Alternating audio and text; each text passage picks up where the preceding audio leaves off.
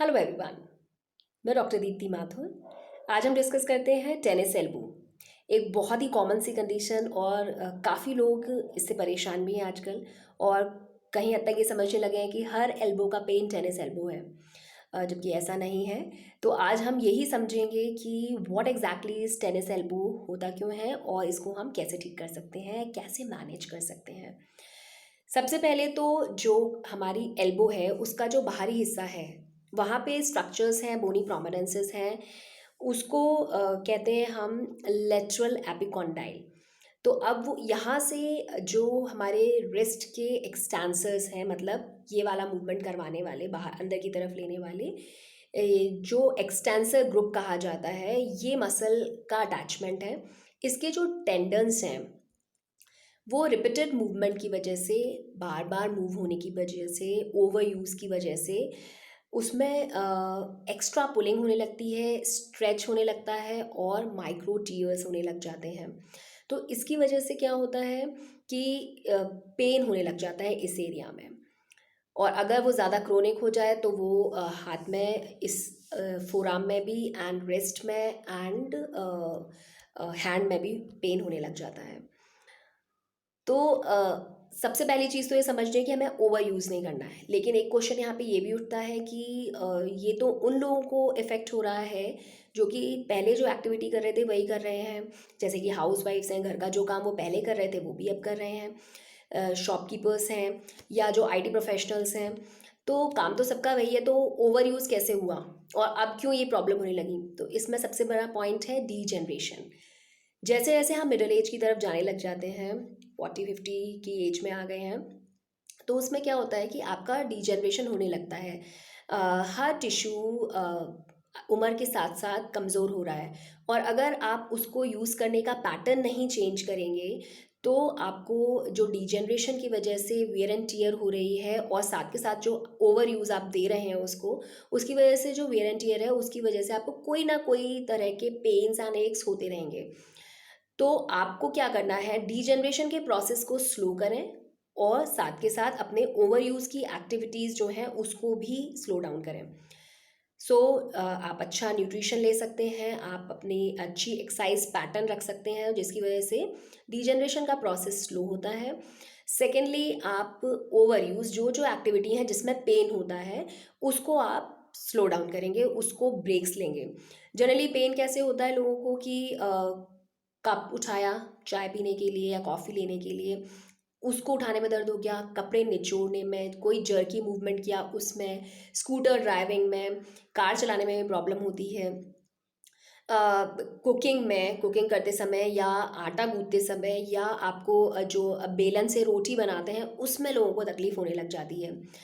तो सबसे पहली चीज़ तो ये है कि ये कंडीशन तब डेवलप होती है जब आप इस प्रॉब्लम को अनअटेंडेड रखते हैं फॉर मोर प्रोलॉन्ग पीरियड। अगर आप 6 हफ्ते से लेके, जनरली हमें जो लोग अप्रोच करते हैं 6 हफ्ते से लेके 6 महीने पहले से उन्हें ये परेशानी चल रही होती है, बार बार पेन्स होते हैं, बार बार ठीक हो जाते हैं एंड एक तरह से अनअटेंडेड रह जाती है ये कंडीशन। तो इसमें सबसे पहले तो आप वो सारी एक्टिविटीज़ लिमिट कर देंगे या बिल्कुल स्टॉप कर देंगे जिससे कि आपको पेन होता है। रेस्ट देंगे, आइस आप अप्लाई कर सकते हैं। लेकिन ये सब कंडीशंस तब ज़्यादा, उस जब इनिशियल कंडीशंस हैं उसमें ज़्यादा हेल्पफुल होती हैं ये सारी चीज़ें। तो सबसे पहला थंब रूल तो ये है कि अगर कोई भी आपको पेन हो रहा है, जो कि अगर हम टेनिस एल्बो की बात करें तो ये कोहनी के बाहर की साइड और उससे भी 2-3 इंच नीचे यहाँ पेन होना शुरू होगा और हाथ में आगे तक भी जा सकता है।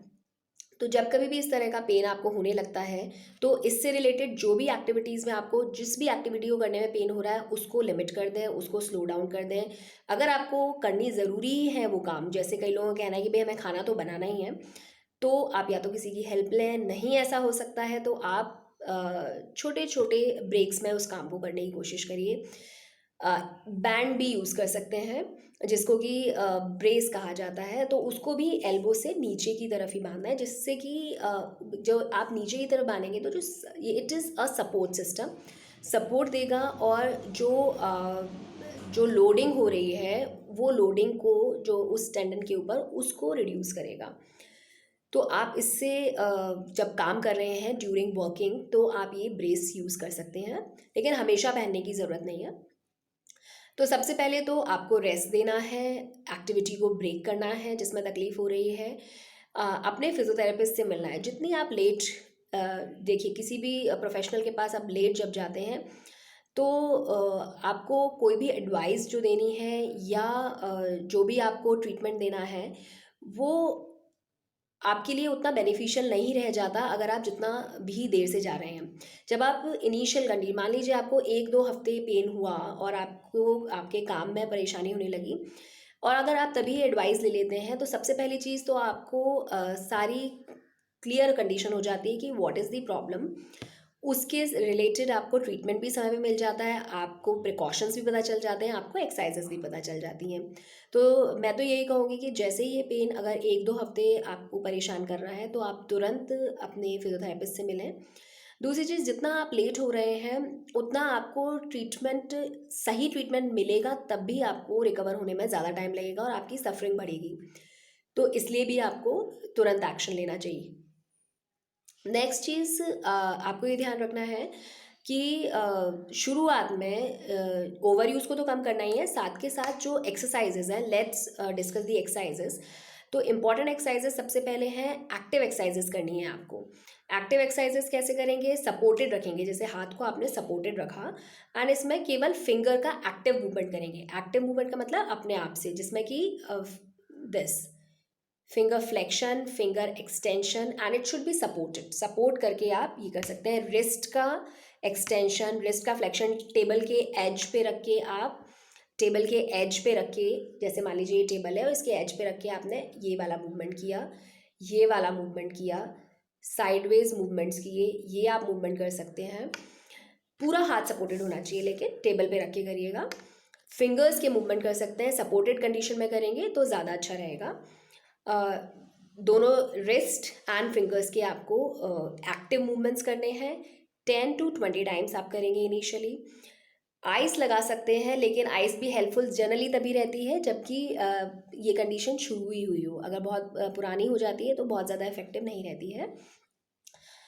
नेक्स्ट आप स्ट्रेचेस ले सकते हैं। स्ट्रेचेस में एक बहुत अच्छा स्ट्रेच है जिसमें कि आपको हाथ को ऐसे सीधा रखना है एंड मुट्ठी बना के रखनी है एंड सीधा रख के शोल्डर के लेंथ हाइट पे एंड उसको आगे की तरफ ऐसे खींचना है and hold it with the other hand. Hold करेंगे 5 to 10 काउंट्स एंड रिलैक्स। अगर आपको दर्द होता है इनिशियली, जिसको तकलीफ है उसको दर्द हो सकता है, तो जितनी देर आप आराम से मैनेज कर सकें 2-3 काउंट तक भी, तब भी आप चलेगा। लेकिन दिन में कम से कम 3 बार, और हर बार में अगर पेन फ्री है तो 10 टाइम्स, और अगर पेन होता है तो जहाँ तक आप आराम से कर सकते हैं वहाँ तक आपको ये मूवमेंट्स करने हैं। एक नमस्कार pose is also a very good exercise in this. इसको ऐसे करके शोल्डर्स को बिल्कुल टाइट रखते हुए और थोड़ा प्रेशर देते हुए इसको होल्ड करना है।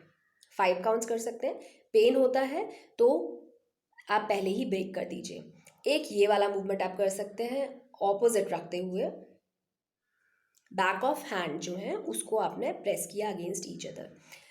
तो ये आप मूवमेंट्स अगर रेगुलरली करते हैं, रेस्ट लेते हैं, अपने फिजियोथेरेपिस्ट से टाइमली मिलते हैं और अच्छा न्यूट्रिशन, गुड वाटर इनटेक और साथ के साथ proper rest and proper exercises, तो डेफिनेटली हम इस प्रोसेस को स्लो कर सकते हैं और रिकवरी भी कर सकते हैं। लेकिन हमेशा ये चीज़ ध्यान रखिए, जितनी जल्दी आप किसी भी कंडीशन को अटेंड करेंगे उतनी जल्दी ही आपको रिकवरी भी होगी। सो होपफुली ये इन्फॉर्मेशन हेल्पफुल होगी आपके लिए और आप लोग एक्सरसाइजेस करेंगे and stay healthy, stay fit, stay happy. Thank you.